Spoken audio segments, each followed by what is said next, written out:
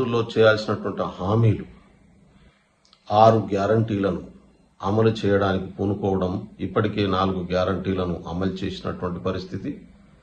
అవి అమల్లోకి వచ్చినాయి, 4 అంశాలు అమల్లోకి వచ్చినాయి, మిగతా అంశాలు కూడా పూర్తిగా అమలు చేస్తాం. రైతులకు 2 లక్షల రుణమాఫీ ఇస్తామనేటటువంటి హామీని కాంగ్రెస్ పార్టీ ఇచ్చింది. మొత్తం కాంగ్రెస్ పార్టీ అధికారం చేపట్టే నాటికి ఆర్థిక వ్యవస్థను చిన్నాభిన్నం చేసి వీళ్ళు పోయినరు. దాన్ని సరిచేసే లోపు ఎన్నికల నోటిఫికేషన్ వచ్చింది పార్లమెంట్ ఎన్నికలకు. రేపు జూన్ 4వ తారీఖు నుంచి పార్లమెంట్ ఎన్నికల ప్రక్రియ ముగుస్తుంది. ఆగస్టు 15వ తారీఖు లోపు 2 లక్షల రుణమాఫీ ఖచ్చితంగా చేస్తామని చెప్పి ఇప్పటికే ముఖ్యమంత్రి గారు పదే ప్రకటిస్తున్నారు.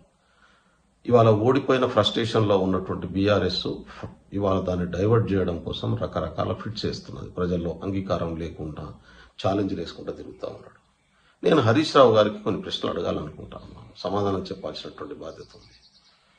నువ్వు అమరవీరుల స్తూపం కాడికి పోయినావు కదా హరీష్ రావు, నీకు సిగ్గు అనిపించలే, బాధ అనిపించలే?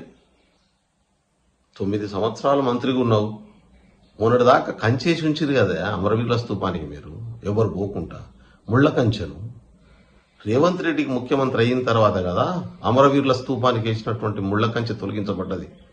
తెలంగాణ ఉద్యమంలో 1200 మంది చచ్చిపోతే 9.5 సంవత్సరాలు పాలించి 550 మందికి కుదించేసిరు కదా కుటుంబాలను ఆదుకోకుండా. బాధ అనిపించలే? వాళ్ళు గుర్తుకు రాలే నీకు? నువ్వు పెట్రోల్ పోసుకుంటానని డ్రామా ఆడి 100 మందికి చనిపోవడానికి కారణం నువ్వనేటటువంటి విషయం కూడా నీకు సోయికి రాలే? వచ్చుంటే బహుశా ఇట్లా మాట్లాడుండేటోడి కాదు. నువ్వు ఏ ప్లేస్లో పోయి ఇవాళ నిలబడ్డావో ఆ ప్లేస్లో ఫ్రీగా వెళ్ళడానికి 9.5 సంవత్సరాల్లో ఎప్పుడన్నా అవకాశం ఉండేనా? పోనిచ్చిరా మమ్మల్ని? నివాళులు అర్పించే పరిస్థితి ఉండేనా?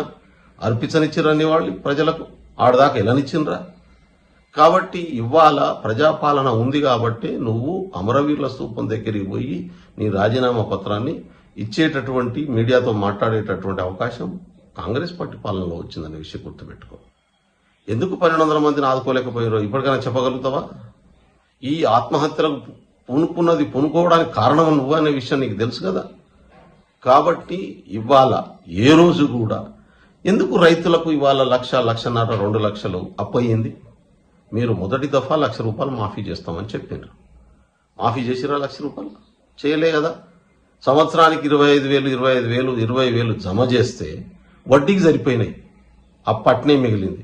2వ దఫా కూడా 1,00,000 రూపాయలు మాఫీ చేస్తామన్నారు. పోనీ 2వ దఫా మాఫీ చేసిరా? చేయలేదు కదా. ఒక్కసారి 25,000 రెండోసారి ఇచ్చి ఆపేసిండ్రు. ఇప్పటికీ మీ జిల్లాలో చాలా గ్రామాల్లో మొదటి దఫా రుణమాఫీ కానటువంటి వాళ్ళు ఉన్నారు కదా మెదక్ జిల్లాలో. ఎందుకు చేయలేకపోయిండ్రు? కాబట్టి రైతుల్ని డైవర్ట్ చేయాలని, రైతుల్ని రెచ్చగొట్టాలని మీరు చేసేటటువంటి నీచ రాజకీయాలు బంద్ చేయండి. కాంగ్రెస్ పార్టీ ఇచ్చినటువంటి ప్రతి హామీని 100% అమలు చేసి తీరుతుంది. అమరవీరులను ఆదుకోవడం శాత కానటువంటి వాళ్ళు తెలంగాణ ప్రైడ్ను, జయ తెలంగాణ గీతాన్ని ఒక ఎగ్జిక్యూటివ్ ఆర్డర్ చేయాలి. ఇచ్చిండ్రా మీరు? రేవంత్ రెడ్డి గారు వచ్చినాక జయ తెలంగాణ రాష్ట్ర గీతంగా ఇవాళ గుర్తించబడ్డది. ఎందుకు ఇవ్వలేదు ఆ రోజు? మీరు చాలాసార్లు మాట్లాడినాం కదా, చాలాసార్లు అడిగినాం కదా, ఎందుకు చేయలేకపోయినరు? ముళ్ళ కంచెరు సీజం ఇంటికి పెట్టుకున్నారు మీరు, దించమని చెప్పి 100 సార్లు అడిగినాం. ఎందుకు దించలేదు మీరు? ధర్నా చౌక్ను బ్యాన్ చేసిరు, కోర్టుకు పోయే పర్మిషన్ తెచ్చుకోవాల్సిన పరిస్థితి వచ్చింది. ఇవాళ ధర్నా చౌక్లో ధర్నా చేసుకోవడానికి అవకాశం లేదా? ప్రజాస్వామ్యాన్ని ఎవరు కాపాడుతున్నారు?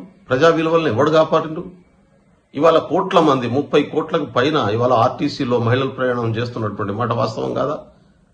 ఇవాళ 500 గ్యాస్ వస్తున్నటువంటి మాట వాస్తవం కాదా? ఇవాళ 200 కరెంటు బిల్లు ఫ్రీగా వస్తున్నటువంటి మాట వాస్తవం కాదా? ఇవాళ 10 లక్షల ఆరోగ్యశ్రీ కవర్ అవుతున్నటువంటి మాట వాస్తవం కాదా?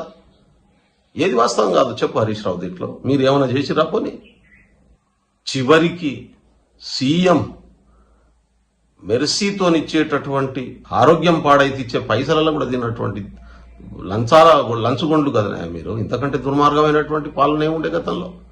తెలంగాణ ప్రైడ్ను, తెలంగాణ పునాదిని, తెలంగాణ ప్రజలు కోరుకునే ఆలోచనను ఇవాళ రేవంత్ రెడ్డి గారు ఇంప్లిమెంట్ చేస్తూ ఉన్నారు, దాన్ని అమలు చేసేటటువంటి ప్రయత్నం చేస్తూ ఉన్నారు. ఒక్కరోజన్న కేసీఆర్ గారు వచ్చి అంబేద్కర్కు దండేసిండా 9 సంవత్సరాల కాలంలో? ఒక్కసారన్న సమ్మక్క సారక్క దగ్గరికి వచ్చిండా? ఎందుకు రాలే? చివరికి రామాలయానికి కూడా తన మనవడితో తలంబరాలు పంపించిన చరిత్ర మీది. కాంగ్రెస్ పార్టీ అట్లా చేయలే. ఒక ప్రజాస్వామ్యయుతంగా అన్ని వర్గాల్ని కలుపుకొని పనిచేసేటటువంటి ప్రభుత్వం. పగబట్టినట్టు పగబట్టారు కదా ఉద్యోగుల మీద మీరు. ఇవాళ 1వ తారీఖు జీతాలు వస్తున్నాయి. ఇవాళ ప్రతిదీ 44 నెలల్లోనే, ప్రభుత్వం ఏర్పడ్డ 4 నెలల్లోనే ఇంత ఫ్రస్ట్రేషన్ ఎందుకు వస్తున్నది మీకు? ఎందుకు ఓపిక పట్టలేకపోతున్నారు? 5 సంవత్సరాల కోసం ఇవ్వబడ్డటువంటి హామీలు 4 నెలల్లో పూర్తి చేయలేదు. కాంగ్రెస్ పార్టీ విఫలమైపోయిందా? పాలన అనుభవం ఉన్నటువంటి మీలాంటి వాళ్ళు కూడా ఇట్లా మాట్లాడితే ఎట్లా? ఏమనుకోవాలి జనం? ఏమనుకున్నా పర్లేదా? మినిమం వాల్యూ లేకుండా మాట్లాడవచ్చు అనుకుంటున్నా మీరు? కాబట్టి ఇటువంటి పిచ్చి ఆలోచనకు లొంగిపోయే జనం ఇక్కడ ఎవరు లేరు. మీరు చెప్పేటటువంటి అబద్ధాలని, మీరు చెప్పేటటువంటి మోసాలని అర్థం చేసుకున్నంత అమాయకంగా ఎవరు లేరు. రాజీనామా చేసినావు కదా, పోస్ట్ డేటెడ్ డేట్తోని ఫార్మెట్లో ఒక్క వాక్యంలో రాసి ఫిబ్రవరి మేము ఆగస్టు 15వ తారీఖు వరకు రుణమాఫీ 2 లక్షల రుణమాఫీ చేస్తామని చెప్తున్నావు. నువ్వు ఆగస్టు 20 డేట్ పెట్టుకొని ఇచ్చేయి. నీ రాజీనామా లెక్క నువ్వు స్పీకర్కి ఇచ్చేసేయి. ఆగస్టు 25 డేట్ పెట్టుకొని ఇచ్చేసేయి. చలో చేద్దాం. మీరు చేసినటువంటి హామీలు అమలు ఏం చేసిరు, మేం చేసినటువంటి హామీలు ఎన్ని మొదలు పెట్టినాము, ఎన్ని చేయబోతున్నాం అనేటటువంటి విషయం చర్చిద్దామా? మీరు కట్టినటువంటి పెద్ద అంబేద్కర్ స్టాచ్యూ దగ్గర కడదామా, లేకుంటే పోరాటానికి సింబల్ అయినటువంటి మాసాబ్ ట్యాంక్ అంబేద్కర్ స్టాచ్యూ దగ్గర పెట్టుకుందామా చర్చ? అమరవీరుల స్తూపం ఇదే నువ్వు ఇవాళ హామీ పత్రం పట్టుకొని, రాజీనామా పత్రం పట్టుకొని, దొంగ రాజీనామా పత్రం పట్టుకొని పోయినటువంటి స్తూపం కాడ కూర్చుందామా, లేకుంటే లంచాల కోసం లంచాలు పెట్టి చివరికి అమరవీరుల స్తూపంలో కూడా లంచాలు తీసుకొని కరప్షన్ తీసుకున్నటువంటి కొత్త అమరవీరుల స్తూపం మీరు కట్టిన కాడ పెట్టుకుందామా చర్చ? పెట్టండి. ఎక్కడ పెడదామా పదండి, నేను వస్తా. మీరు చేసినటువంటి మోసాలు, మీరు ఇచ్చినటువంటి హామీలు ఎన్ని చేసినారు? 3 ఎకరాలు ఎస్టీలకు 3 ఎకరాలు అని చెప్పి జీవో ఇవ్వకపోతుంది కదా. ఇంత అన్యాయమా? ఒక ఎగ్జిక్యూటివ్ ఆర్డర్ ఎందుకు ఇవ్వలేదు? ఎందుకు అడగలేదు? ఒక్కరోజు కూడా ఎందుకు నిలదీయలేదు మీ మామను?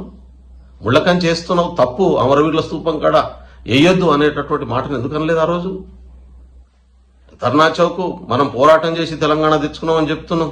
మరి పోరాడేటటువంటి హక్కు, ప్రజల వాయిస్ను చెప్పే హక్కు ప్రజలకు ఉందని చెప్పి ధర్నా చౌక్ ఉండాలని చెప్పి ఎందుకు ఆర్గ్యుమెంట్ చేయలేదు? ఎందుకు నిలబడలేదు? కాబట్టి ఈ నంగనాచి మాటలు, ఈ తప్పుడు వాగ్దానాలు, ఈ డైవర్ట్ చేసేటటువంటి మాటలు బంద్ చేయండి. తెలంగాణ ప్రజల అమాయకులు కాదు.